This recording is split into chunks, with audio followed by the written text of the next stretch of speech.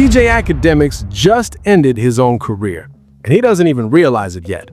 What you're about to hear is the most insane self-destruction in hip-hop media history, caught live, recorded by thousands, impossible to deny. This isn't speculation, this isn't rumor. This is a full confession, slurred out drunk, that just exposed the biggest secret in hip-hop journalism. And the shockwave? Drake's empire is cracking. Kendrick just won without dropping a single bar, and the entire industry is now under FBI-level investigation from fans online. You thought you knew DJ Akademiks, the loudmouth, the Drake soldier, the guy who screamed about real journalism while going nuclear on anyone who questioned his integrity. That reputation, that brand, that multi-million-dollar persona, all of it just disintegrated in one drunken moment on livestream. Because Akademiks didn't just slip up, he confessed, on camera, to thousands of witnesses, that he pocketed $30,000 from Lil Baby's camp not to promote an album, but to shut up about it. $30,000 for silence, for protection, for fake friendship with someone he publicly destroyed. The same man who told Kendrick Lamar's team that being purchasable made him sick just admitted he's been selling his opinions to the highest bidder all along. Every defense, every narrative, every opinion you trusted, potentially paid for. And now, the receipts are everywhere. The footage is absolutely wild, and it's spreading like a virus. It's a regular academic stream. Henny bottles stacked, chat exploding. He's mid-rant, voice getting sloppier, louder, more reckless by the second. Then, boom, out of nowhere, he just admits it. Lil Baby, you and your team paid me $30,000 to keep quiet about your album. The chat froze. Thousands watching live went silent for exactly 2 seconds. Then the entire internet detonated. Screen recordings went viral instantly. Timestamps circled, slow-motion breakdowns analyzing his exact wording. This wasn't a rumor anymore. This was evidence. And here's the killer part. This is the same DJ Akademiks who once lectured Kendrick Lamar's team on record with full self-righteousness that the idea of being paid for coverage was disgusting to him. His exact words, "Is he paying you?" That was the most insulting thing. The very idea that I was a purchasable commodity was so disgusting. He preached about integrity, about how real media can't be bought, about how his opinions were earned, not purchased. Then turned around and collected 30 bans from Lil Baby, someone he was publicly beefing with, to go soft on coverage and playing nice during one album rollout. But wait, it gets crazier. The second that clip dropped, fans transformed into digital detectives. They started pulling old streams, comparing timelines, rewatching every moment Akademiks defended or destroyed someone, asking one devastating question over and over. Who paid for that take? They're analyzing frame-by-frame reactions, studying tone shifts, tracking the exact week Lil Baby's bag allegedly came through based on how Akademiks suddenly switched up on him. And the evidence? It's damning. Go back and watch his coverage. There's a clear before and after. Before the alleged payment, Akademiks trashed Lil Baby's music, called it mid, said he fell off. After, suddenly defending the album, downplaying criticism, acting like Baby never lost a step. That shift doesn't happen organically, not when money's involved. TMZ hasn't touched this yet, but social media is doing their job for them. Twitter threads with thousands of retweets dissecting every suspicious moment. TikTok videos comparing old takes to new takes side by side. Instagram pages dedicated to tracking who might have paid him over the years. Fans found old tweets where Akademiks joked about rappers sliding in his DMs with offers. Back then, people thought he was exaggerating. Now, those jokes look like confessions. They're comparing his coverage of Drake, Lil Baby, Megan Thee Stallion, Tory Lanez, Kendrick Lamar, and the pattern is undeniable. Every beef, every conflict, Akademiks picks a side, and that side almost always benefits whoever has the deepest pockets. And here's where it gets nuclear. This isn't just about Lil Baby anymore. This confession ripped open everything. Now people are asking about every narrative he's ever pushed. If Lil Baby's team dropped $30K for one album, what has Drake been paying for years of non-stop 24/7 relentless defense? Let's talk about why this happened, because this is where everything starts making sense. DJ Akademiks built his empire on being the loudest, most controversial voice in hip-hop media. Not the most respected and not the most accurate, but the most unavoidable. For years, that strategy worked. Millions of followers, millions of views, major sponsorships, real influence, real power. But here's the trap. That kind of fame is expensive to maintain. And when your entire business model runs on chaos, you need constant fuel, constant drama, constant content. And content costs money. Think about it. Akademiks isn't the traditional journalist. He doesn't have a major publication backing him. He's not on a network salary. His income depends on views, sponsors, and, allegedly, bags from artists who want favorable coverage. That's the part nobody wanted to say out loud until now. Because once you admit you took $30,000 from one rapper, your entire operation looks compromised. If you'll take money from someone you publicly beefed with, what won't you do for someone you actually like?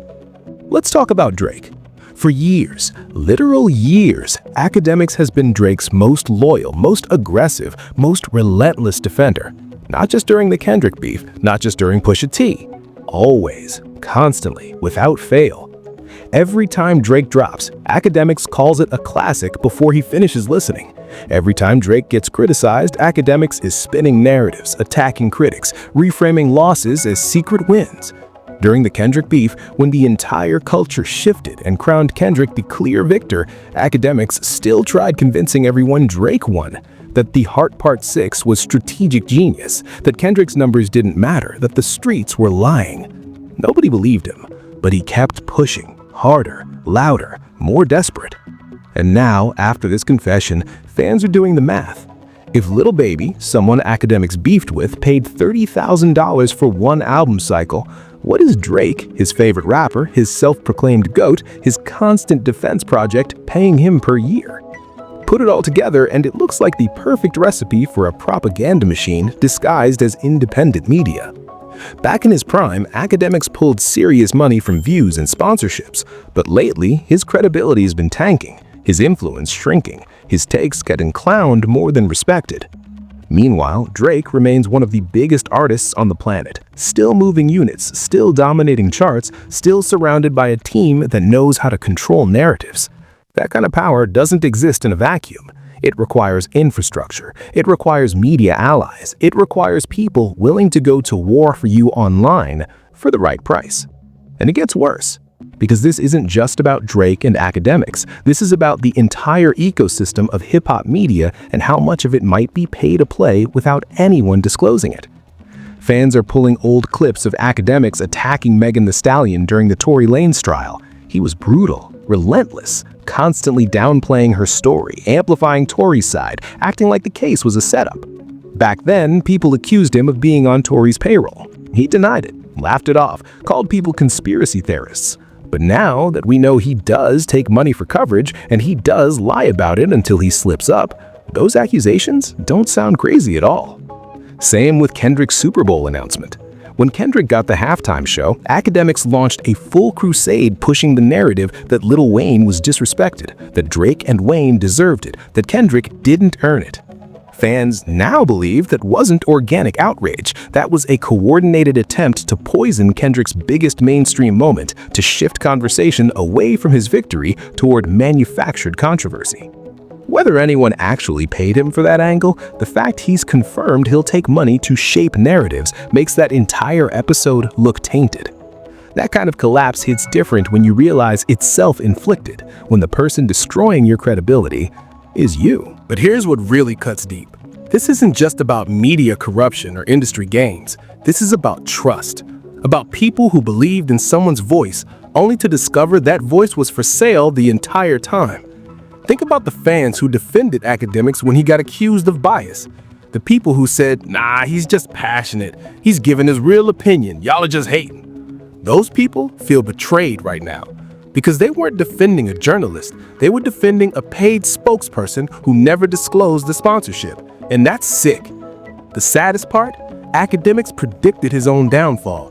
He said it himself on stream years ago. The moment you can buy my opinion, I don't matter. He knew. He understood the consequences. He built his entire brand on the idea that he couldn't be bought. Then he sold out anyway. You can see it in the comments under viral clips. People aren't even angry anymore. They're disappointed, disgusted, done.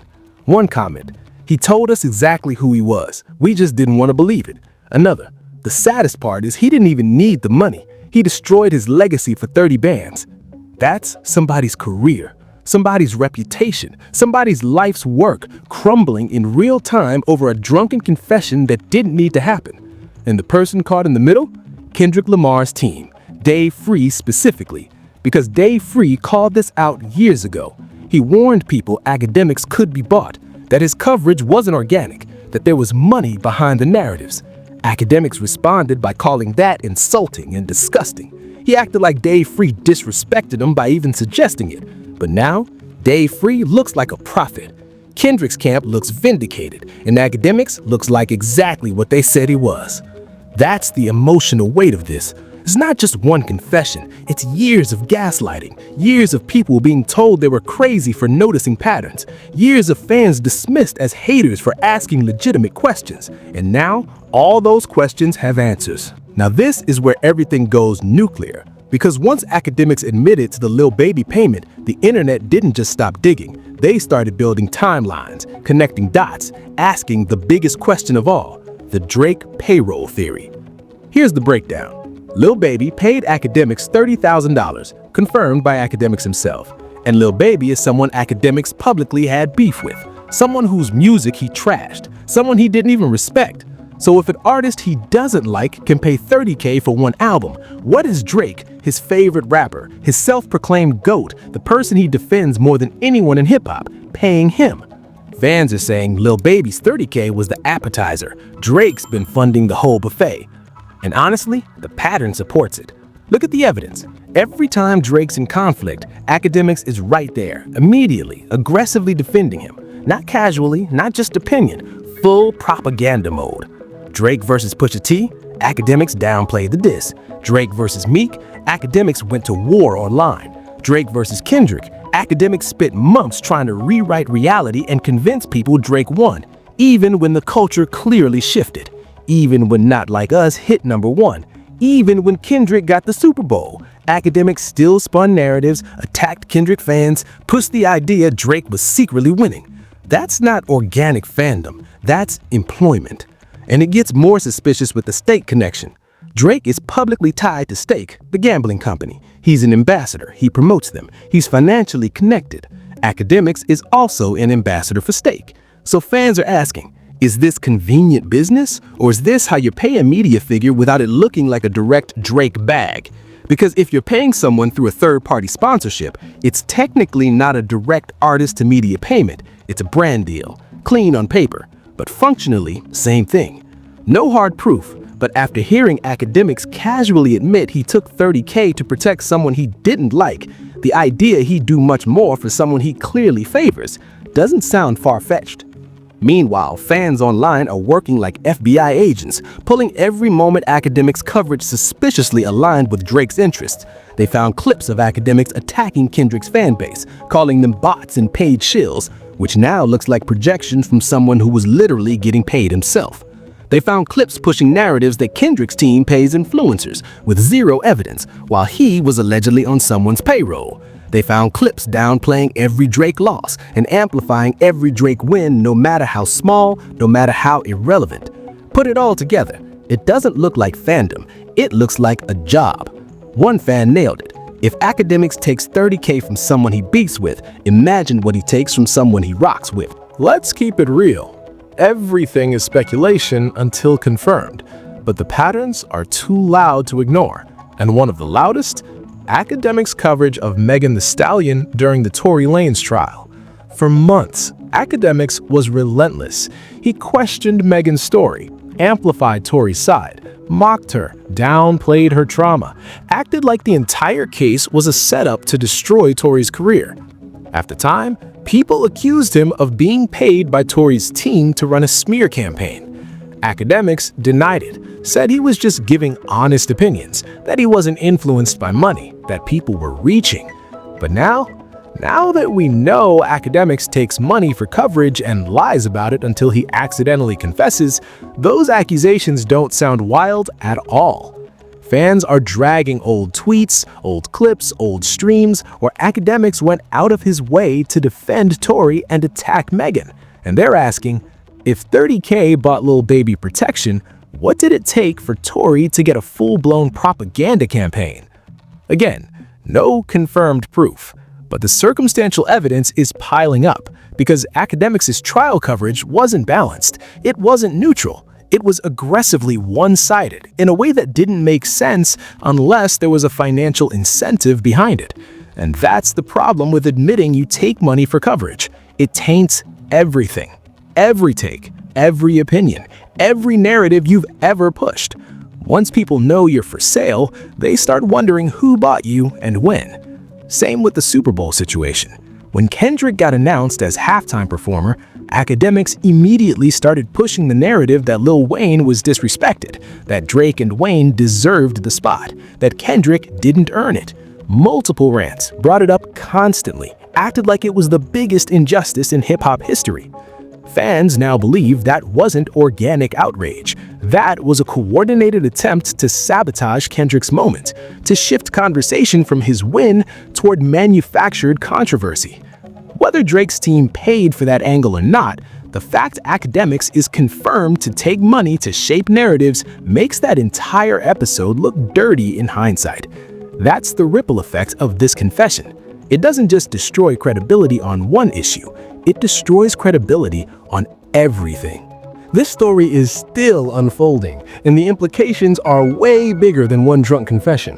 What we're witnessing is the collapse of trust in hip-hop media. Not just Akademiks, the entire ecosystem. If one of the biggest names in the space admits to being on the take, people are asking, who else is getting paid? Who else is lying? Who else is pushing narratives for money without disclosing it? The bigger conversation is about responsibility, about transparency, about the ethics of influence. When you constantly position yourself as an independent voice, as someone who can't be bought, as someone giving real opinions, then it turns out you've been taking bags the whole time? You're not just lying to your audience, you're betraying them.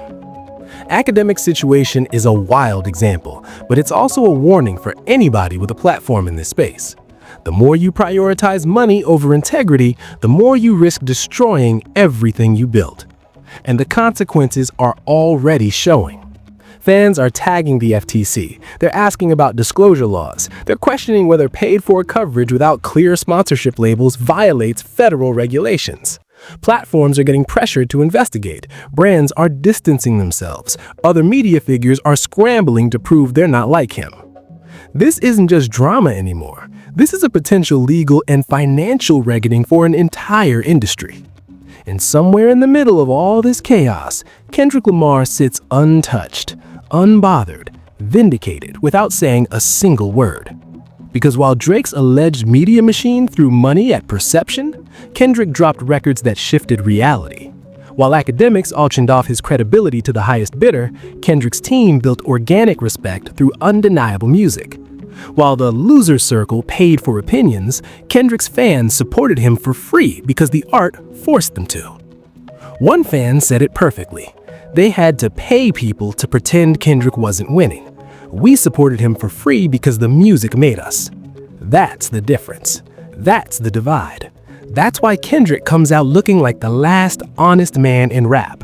Not because he's perfect, not because he's above criticism, but because his side has never been caught in these who paid who scandals.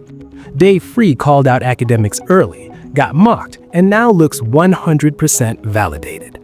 Kendrick's integrity has been questioned for years, and every single time, the people questioning it end up exposing themselves instead. So where does this leave DJ Akademiks? In the worst position imaginable. His credibility? Gone. His brand? Compromised. His takes? Permanently under suspicion. Every time he defends someone, people will ask, how much did they pay you? Every time he attacks someone, people will ask, who's funding this? Every narrative he pushes will be treated like sponsored content until proven otherwise. And the saddest part? He did this to himself. Nobody forced him to take that money. Nobody forced him to lie. Nobody forced him to get drunk on stream and confess. He had every opportunity to be the independent voice he claimed to be. He chose the bag instead. And now, the streets are treating his entire catalog like a confession tape. Fans are going back through years of coverage, marking every suspicious moment, building cases for who might have paid him when. The Drake theories are the loudest, the Megan-Tory situation is the darkest, the Kendrick sabotage attempts are the most obvious. But the full truth? We might never know, because Akademiks isn't about to release a list of everyone who's ever paid him, and the artists involved aren't about to confirm it either. What we do know? The culture has spoken, and the verdict is unanimous. DJ Akademiks sold his integrity for $30,000 and lost everything in return. Meanwhile, Kendrick didn't have to do anything. Didn't have to respond, didn't have to defend himself. He just let the music talk, and everyone else's money did the snitching for them. Stay locked because this story is about to get even more insane. More details dropping, more receipts surfacing. Reports say Akademiks might address this publicly soon, which means we could get more confessions, more deflections, or more damage control that only makes things worse. Drop your thoughts in the comments right now. Is Akademiks finished for good, or can he somehow recover? And do you think Drake's team has been funding his coverage this whole time? Or is that fan speculation gone too far? Smash that like button, hit subscribe, and turn on notifications so you don't miss a single update, because we're covering every twist that drops. I appreciate you rocking with me, and I'll catch you in the next one. Stay safe out there, and remember, in this internet age, the truth always finds its way to the surface, even if it takes a drunk confession to drag it out.